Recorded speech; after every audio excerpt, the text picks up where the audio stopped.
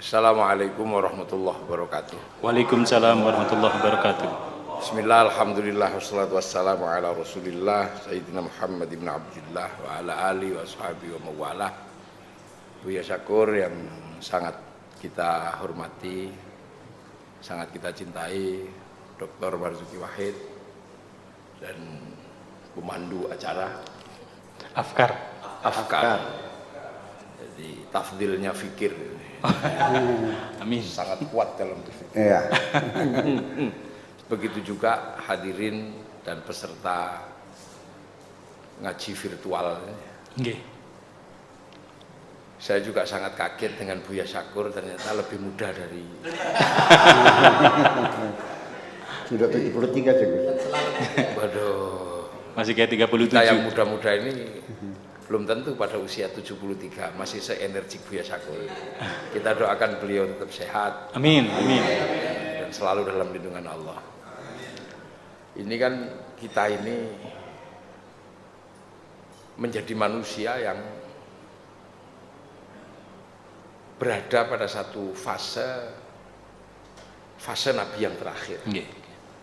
Jadi ada manusia itu yang terlahir di fase Nabi awal. Ada yang terlahir di fase Nabi, dan kita ini kebetulan dilahirkan oleh Allah di fase Nabi yang terakhir. Nabi di mana jangkauan kenabiannya adalah sudah wa ma arsalnaka illa rahmatan lil alamin.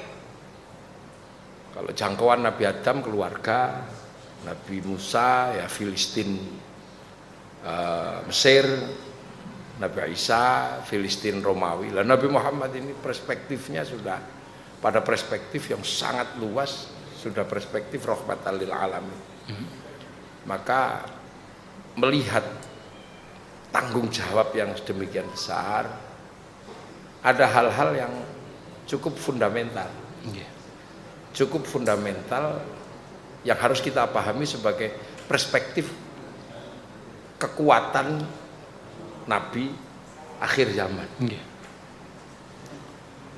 Nah itu bisa kita lihat, gitu kan? Itu kita bisa lihat betapa pesan-pesan kenabian yang oleh Allah berikan kepada Rasulullah ini adalah pesan-pesan semesta, pesan-pesan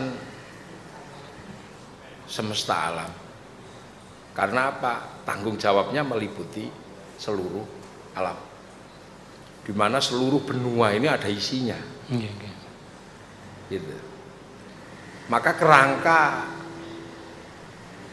fikir yang diberikan adalah ya ayuhan nas, hei manusia. Nah yang dipanggil ini kita. Inna khalaqnakum min dzakari wa unsa. Ini awal kejadian, laki-laki dan perempuan.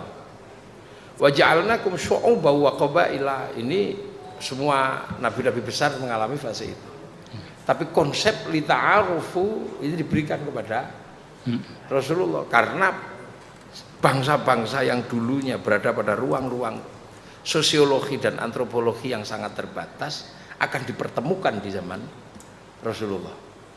Ini adalah konsep yang dialami oleh manusia di zaman baru ini. Jadi dipertemukan. Nah hari ini kita dipertemukan di zaman baru itu. Di zaman baru itu. Dengan teknologi, dengan apa. Nah yang tidak bisa dipisahkan adalah bahwa kita bisa kilas balik. Gitu kan. Kita bisa kilas balik. Bahwa ada peristiwa-peristiwa besar yang terjadi di masa lalu yang akhirnya menjadi bagian dari hari ini. Kan itu. Nah, peristiwa-peristiwa besar itulah yang akhirnya dikenal dengan nama sirah. Ya kan, sirah. Nah, sirah ini akan dibahas dalam 4 perspektif epistemologi, itu kalau dalam teori orang sekolah itu. Iya. Mungkin ya. Sirah ini akan menjadi perspektif dalam 4 epistemologi hermeneutika. Yang pertama dikenal dengan hermeneutika 1 itu disebut real life, kenyataan hidup.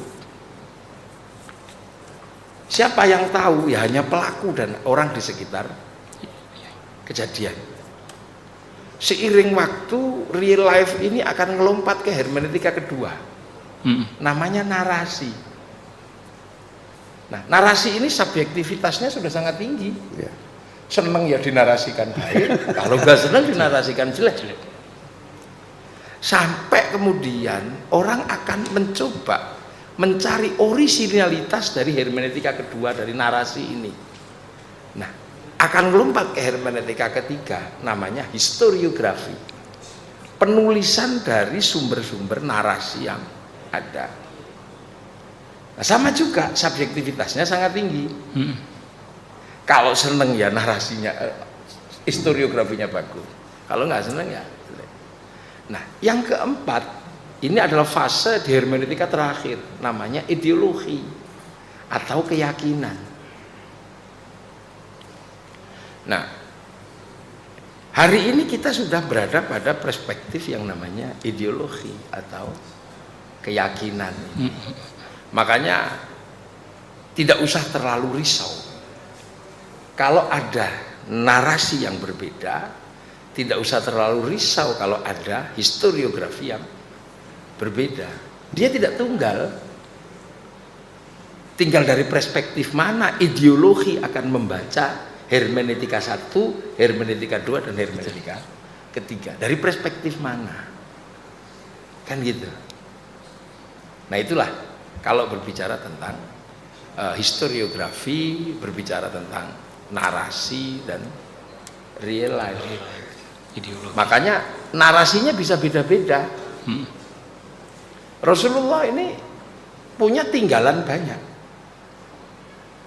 Ada yang disebut sirah, ada yang disebut surah, ada yang disebut sarirah, pikiran-pikiran. Nah, yang tahu siapa? Ya Rasulullah. Dan orang yang hidup bersama Rasulullah. Makanya ketika itu menjadi narasi dan historiografi, di cross check ulang. Nah, ketika di cross check ulang, ada yang namanya kemudian fi'liyah, qauliyah, takririyah. Tinggal bunyinya yang mana? Ada yang berbunyi amarona Rasulullah sallallahu alaihi wasallam. Ada yang berbunyi nahana Rasulullah sallallahu alaihi wasallam. Ada yang berbunyi kunna ma'a Rasulullah sallallahu alaihi wasallam naf'alu. Ada yang berbunyi ra'aitu Rasulullah sallallahu alaihi wasallam yaf'alu. Ada yang berbunyi qala Rasulullah. Tapi harus diverifikasi. An. Ini dari mana? Kamu tahu dari mana? Dari mana? Nah, dalam perspektif ini butuh ilmu pengetahuan. Nah, konsep-konsep inilah yang kemudian membuat Islam ini berkembang. Karena kalau tidak, nah ini masalahnya.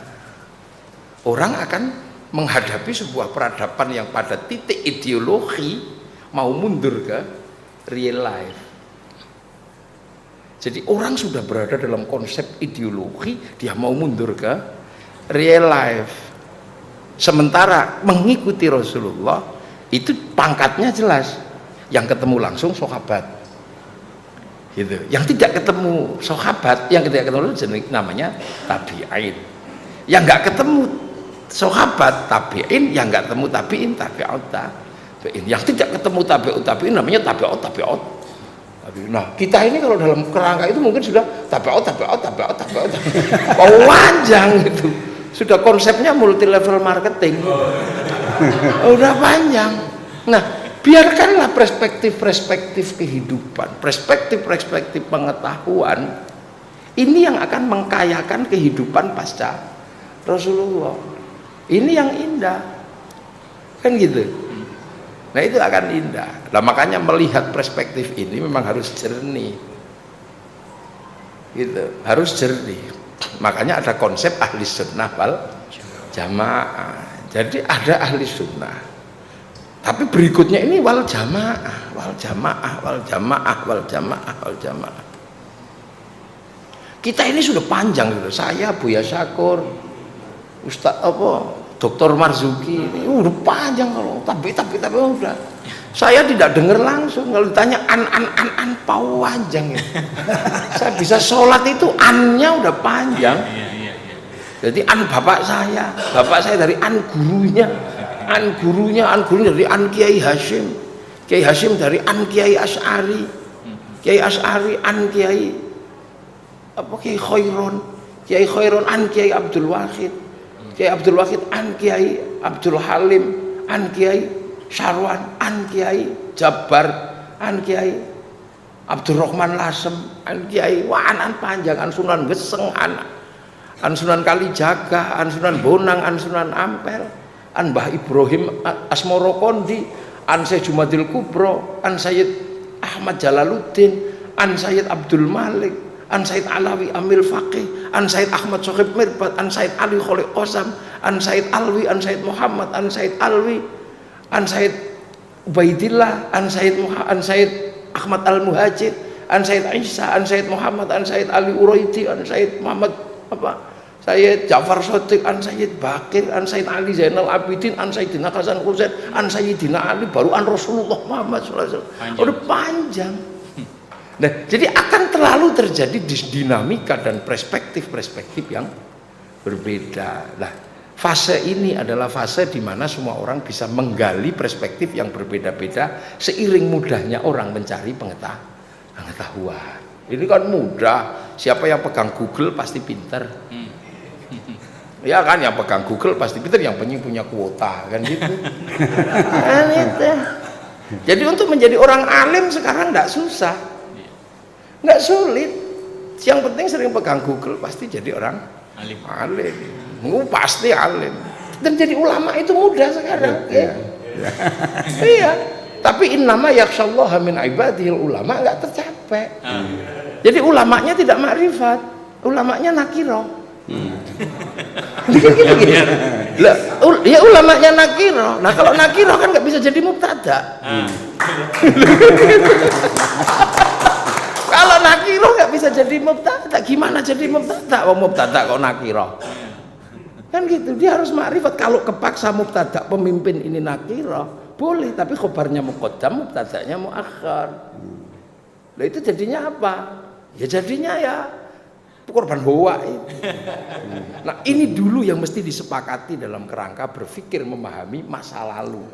Karena mengambil masa lalu adalah cara utama untuk meminang masa depan. Begitu. Lah makanya santri terbiasa al-muhafadzatu 'alal qadimis sholih wal akhdhu bil jadidil aslah. Nah kalau kerangka berpikir seperti ini tidak dipahami, ya susah.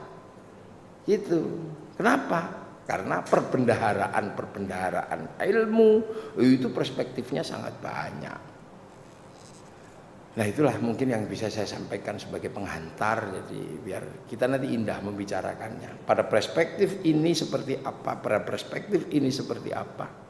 Wayang itu adalah perspektif tahun sekian. Sinetron perspektif tahun sekian. Film tahun sekian. Jadi tidak kemudian saling menafikan. Kan gitu.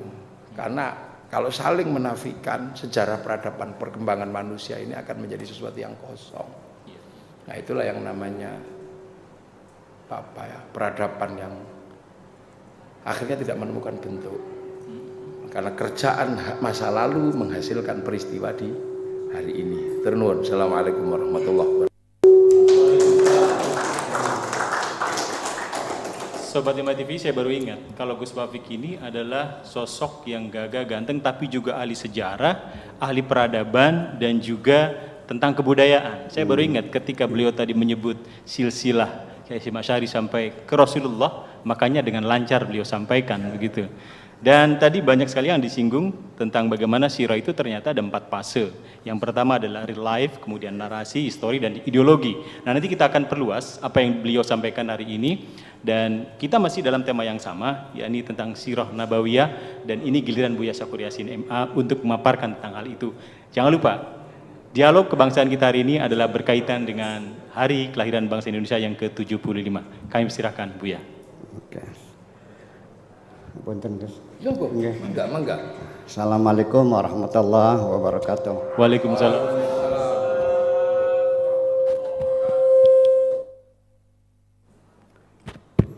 Ya.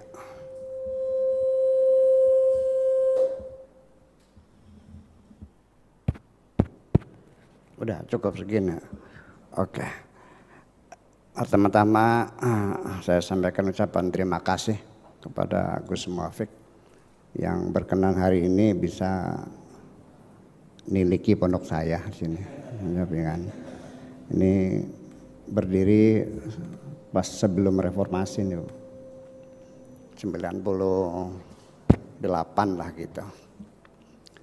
Jadi dan sebelum itu saya ingin minta kesediaan, ini masyarakat Indramayu lagi berduka telah meninggal dunia Bapak Irianto Mahfud Siddiq Safiyuddin yang akrab disebut Pak Yance, meninggal dunia dari jam 9 pagi di RSUD Indramayu dan sekarang sedang dikebumikan. Untuk itu mohon dengan ikhlas ridhonya kita minta doa, baca Al-Fatihah untuk beliau. Lihadiniyah wa likulli niyatin salihah. Al-Fatihah. Billahi minasyaitonir rajim. Bismillahirrahmanirrahim. Ar-Rahmanir-Rahim. Maliki yaumiddin. Iyyaka na'budu wa iyyaka nasta'in. Shiratal ladzina an'amta 'alaihim ghairil maghdubi 'alaihim waladdallin. Terima kasih. Selanjutnya saya ingin mengatakan Sirah Nabawi ini kapan dibuat orang? Hadis itu kapan dikumpulkan orang? Nabi melarang. Tulis firman Tuhan, ucapanku jangan ditulis. Sampai ketika Nabi meninggal, Sayyidina Abu Bakar minta mengumpulkan Al-Quran saja. Abu Bakar tidak setuju. Allah tidak menyuruh kok. Rasulullah tidak menyuruh. Udah. Jadi sebetulnya mah begini nih. Sirah Nabawiyah ditulis itu atas kebutuhan politik sesungguhnya.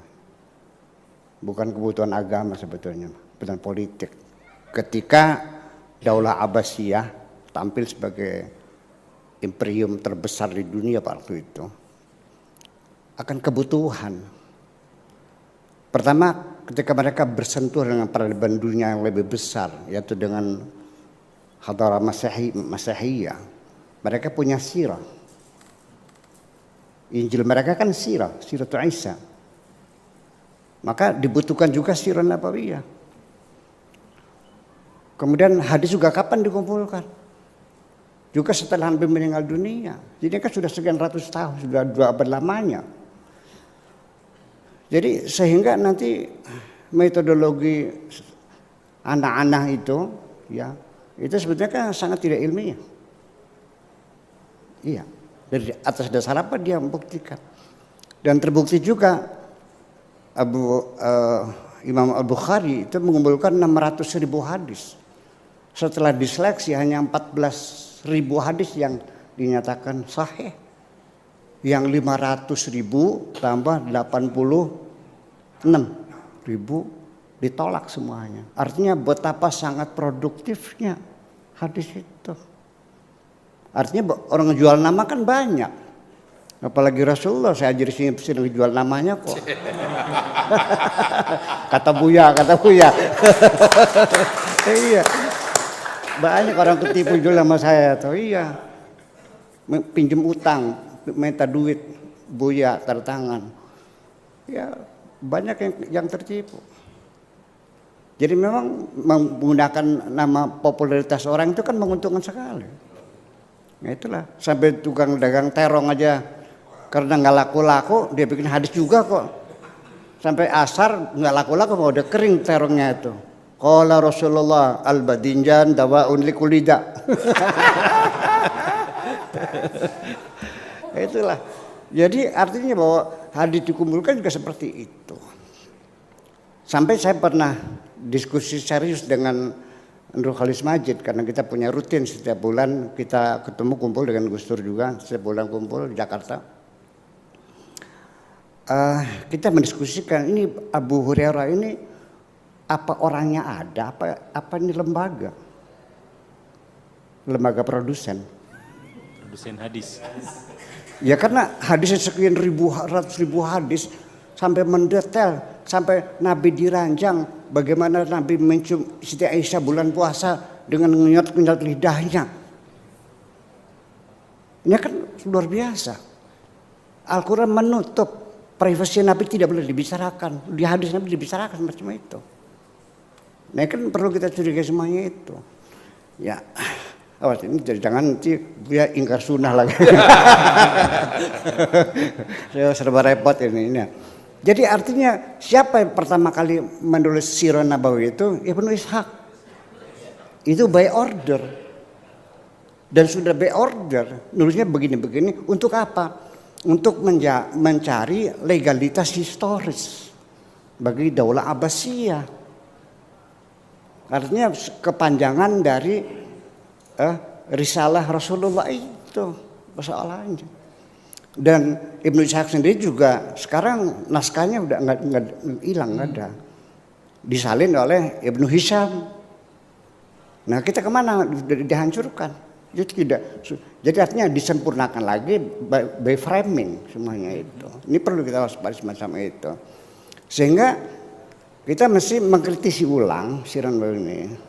Kita nggak usah ragu-ragu. Kita bukan menyalahkan orang dulu, tapi kita mengkritisi. Karena anak cucu kita ini kan sudah era milenial ini kan lebih kritis dari kita. Nah. Ya, saya khawatir nanti anak cucu kita pada murtad ketika melihat realitas semacam itu. Nggak rasional. Ya, mereka sudah cerdas kok. Oleh karena itu coba kita bicarakan runut sendiri. Apa yang dicantumkan. Oke, kita langsung aja karena ini 15 menit ya. Bahwa dinyatakan oleh Sirah Ibnu Hisham Kanjeng Nabi itu lahirnya tanggal 12 Rabiul Awal. Enggak sepakat kok. Ya kenapa? Ya karena orang Arab mereka belum mengenal budaya tulisan kok. Belum ada tinta, belum ada kertas, belum ada pulpen. Ya, hidupnya masih pakai tenda. Ceboknya pakai batu kok. Ya. Dan peristiwa Nabi lahir itu peristiwa yang tidak diketahui orang kok. Jadi ketika cerita ketika Nabi lahir, alam semesta bercahaya, itu kan tahu dari mana bercahaya? Sampai api di Persia itu padam, kemudian balkon yang ada di Romawi tumbang. Tahu dari mana? Orang Arabnya nggak ada yang tahu kok, sehingga tangannya juga nggak jelas.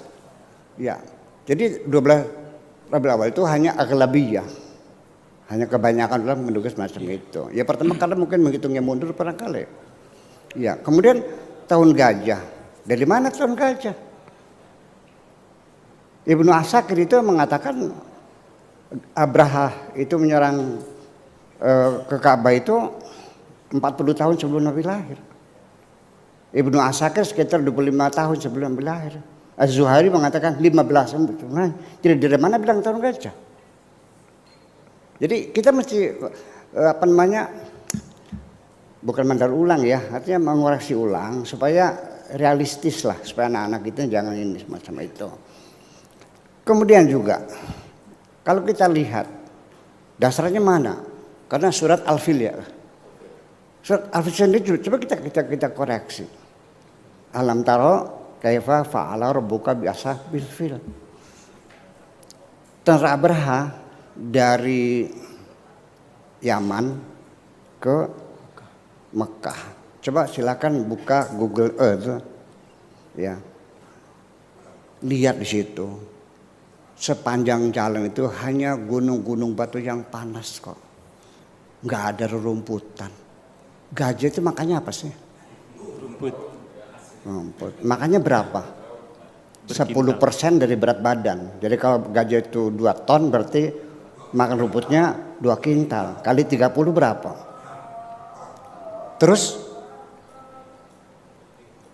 Terus ngaritnya di mana? Waktu itu belum ada logistik, belum ada Pak. Apa pakai pesawat, pakai helikopter gitu? Nggak ada. Itu juga pertanyaan. Ya, yang rasional aja kita bicaranya. Kemudian juga gajah untuk perang, nggak masuk akal. Gajah itu hanya tunggangan raja, pada itu acara kebesaran, bukan alat perang. Kalau kita pada terganggu.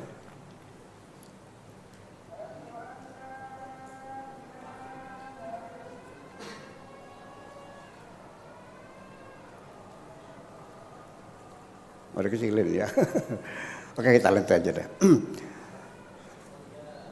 Gajah tuh lincah atau lembon? Mananya gampang enggak? Enggak mungkin dong orang pakai gajah. Ya kan? Terus di Sirah Nabawiyahnya lagi ngomongnya apa? Allah menyelamatkan ahlu tauhid dari serbuan musyrikun. Yang musyrik siapa, yang tadi siapa? Abrakan Nasrani. Maka kan penyembah berhala. Itu semacam kan perlu kita pertimbangkan. Kemudian juga kita coba dari sisi arkeologi. Mana buktinya, fosilnya atau gading yang tertinggal? Nggak ada kok. Sampai berhala-berhala yang ada di Ka'bah yang dihancurkan oleh sahabat Kanjeng Nabi itu, kita secara arkeologis tidak menemukan artefak-artefak yang meyakinkan bahwa ada berhala 480 berhala. Ka'bah yang mana? Toh barangkali kupingnya tersisa kan gitu bisa. Nggak ada. Apa digerus gitu batunya? Kayaknya kan persoalan. Ya itu kan suatu hal yang ini. Jadi gimana? Jadi saya yakin nggak ada sebentar aja. Iya, saya yakin percaya Al-Quran. Saya percaya itu betul. Tapi di mana terjadinya? Ya bisa terjadi di tempat yang lain. Mungkin di Zimbabwe, mungkin di Uganda, mungkin di India terjadinya. Dari mana tahu jadi di situ? Karena surat Al-Sindri tidak menjelaskan di mana terjadinya, kapan terjadinya. Itu ya coba alam taro kaifa fa'ala rabbuka bi ashabil fil alam yajal kaidahum fitadlil warsala alaihim tarmihim bihajaratin faja'alahum tidak mencerahkan. Ya, jangan dikait-kaitkan begitu. Itu semacam itu. Kemudian juga Nabi Muhammad lahir dengan irhasat lah, artinya irhasat itu keistimewaan sebelum menjadi nabi lah gitu. Itu kan begini soalnya orang Arab itu suka mubalaghah, berlebih-lebihan. Kalau nyanjung orang sampai 10 lembar nih. Faridu asrihi wa bahidu zamanhi. Ya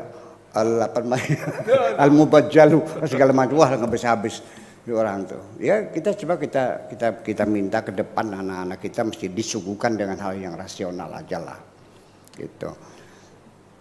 Sampai ketika lahir pun Siti Aminah itu tidak setes darah pun yang mengalir, dalam keadaan sudah disunatin sudah. Ini saya tetap melihat Nabi Muhammad adalah sebagai seorang manusia, tidak lebih. Akan tunduk dengan undang-undang alam sebagai manusia. Nah, kemudian ketika Nabi lahir, terus dibawa oleh Halimatus Sa'diyah. Cerita sirahnya, menurut tradisi Arab, bayi lahir itu untuk bangsawan. Dari mana tahunya? Amin itu bangsawan. Kemudian dibawa 2 tahun kan? Mungkin ada tradisi menyusukan anak pada orang lain, tapi kan ibu susunya datang. Setelah kenyang ditinggalkan. Nanti sekian jam kemudian datang lagi, bukan di bawah 2 tahun. Saya mau bertanya, ini ada ibu-ibu, mungkin gak seorang ibu melepas bayinya 2 tahun?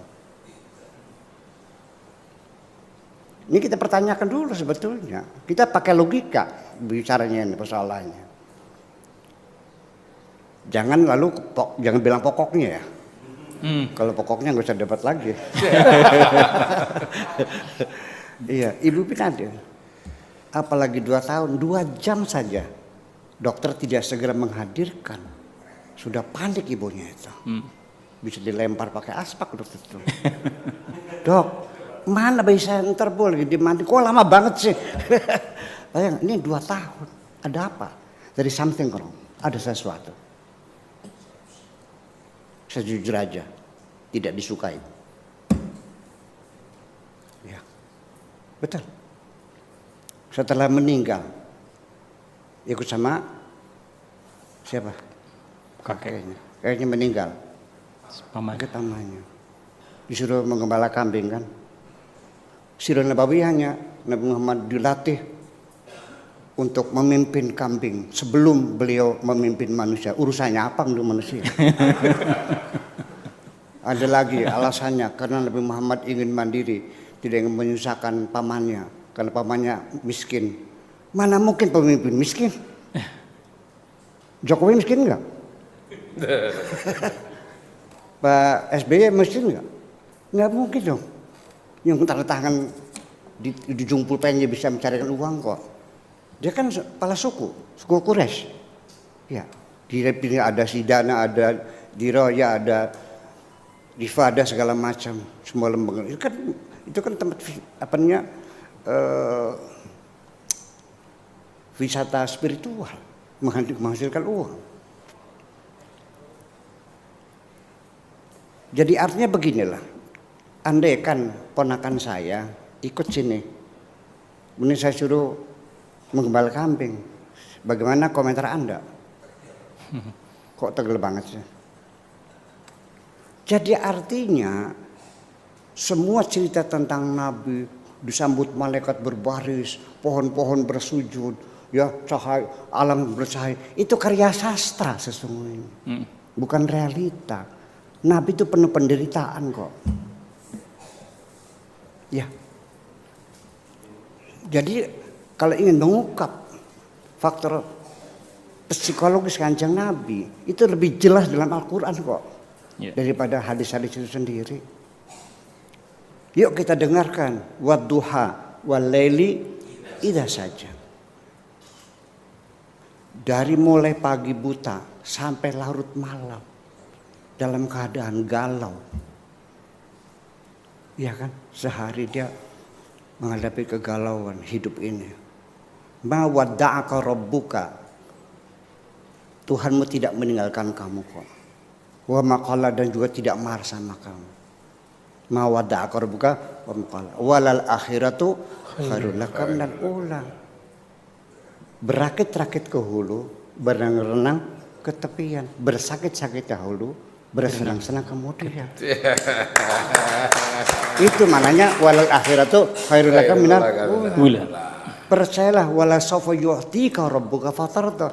Nanti bakal dikasih kamu dan kamu pasti senang. Alam yajidka yatiman. Bukan engkau anak yatim.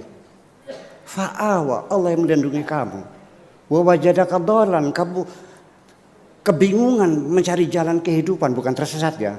Fahada, Allah yang menunjukkannya. Wa wajadaka ailan, kamu melarat, minta makan sama orang lain. Ailah itu kan yang kita santun. Fa'akhna qiyam. Nah, fa'amal yatim fala takar wa masail fala tanhar. Pesan yang sangat diistimewakan adalah menyantuni anak yatim. Kenapa? Karena dia yang mengalaminya, penderitaan anak yatim yang nggak ada yang sayang. Itu kan merefleksi dari pengalamannya. Kenapa kok tolok ukur kebenaran agama ditentukan oleh bagaimana kepedulian pada anak yatim? Ara'aita alladzi yukadzibu biddin fadzalika alladzi yad'ul yatim. Itu merefleksi. Kata bahasa sininya amit-amit pitung turunan. Ajatinemu kaya reang. Jangan sampai umatku menderita seperti aku sengsaranya. Ini kan lebih jelas. Jadi artinya saya merasakan lebih merindukan Kanjeng Nabi ketika saya memahami kecilnya penuh penderitaan daripada kamu merindukan Nabi dalam imajinasimu, Nabi dalam kemewahan. Terima kasih.